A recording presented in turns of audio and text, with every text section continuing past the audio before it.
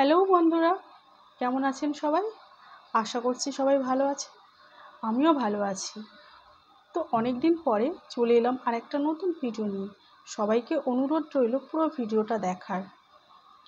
এই দুর্দান্ত গরমে অনেক দিন বাড়ির সবাই কোথাও বেরোনো হয়নি। তো সবাই প্ল্যান করলাম যে একটু ঘুরতে যাওয়ার। বাড়ির কাছাকাছি, বেশি দূরে যেতে তো পারবো না এই গরমে। তো বাড়ি থেকে কিছুটা দূরে পাটুলির ঝিল পাড়ে চলে এলাম। গাড়ি থেকে নেমে অনেকটা হেঁটে আসার পরে সবাই একটু জল খেয়ে নিলাম। তারপরে রওনা দিলাম আসল গন্তব্যে। পাটুলির ঝিল পাড়ে অনেক কাছাকাছি চলে এলাম। তো যেতে যেতে একটা মণ্ডপ চোখে পড়লো, ফুল দিয়ে বেশ সুন্দর করে সাজিয়েছে, দেখতে বেশ ভালোই লাগছে। দেখে তো মনে হলো এখানে কোনো অনুষ্ঠান হয়েছে বা হয়ে গেছে। যাই হোক, শেষমেশ পৌঁছে গেলাম পাটুলির ঝিল পাড়ে।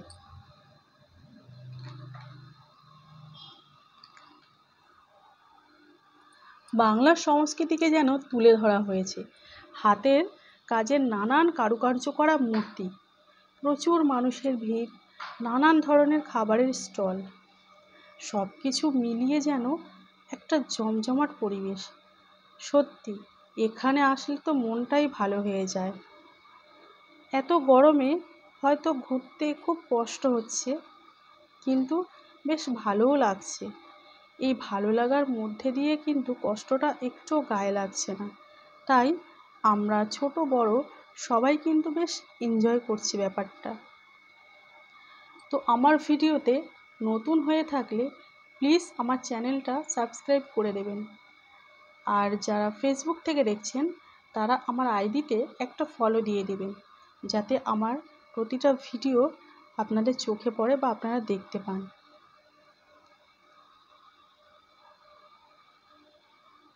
তো এরপর হাঁটতে হাঁটতে চলে এলাম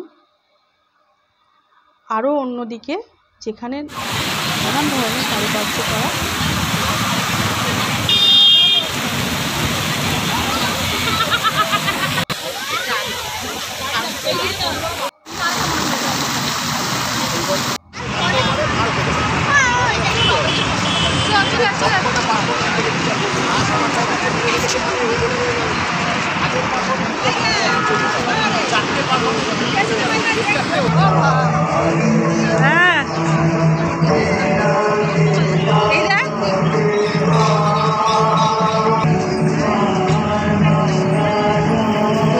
কলকাতার 101 নম্বর ওয়ার্ড বাইপাস সংলগ্ন পাটুলির ঝিল পাড়ে এই ফুড স্ট্রিট। আর বাংলার সংস্কৃতির ছাপ রেখে কলকাতার পরিবেশের সাথে তাল মিলিয়ে এখানে এই ফুড ওয়াক তৈরি করা হয়েছে। শুধু উৎসবের মরশুম নয়, পুরো মাস এখানে বেশ ভিড় চোখে পড়ে। এখানে প্রায় 10 থেকে 12টা খাবারের স্টল আছে।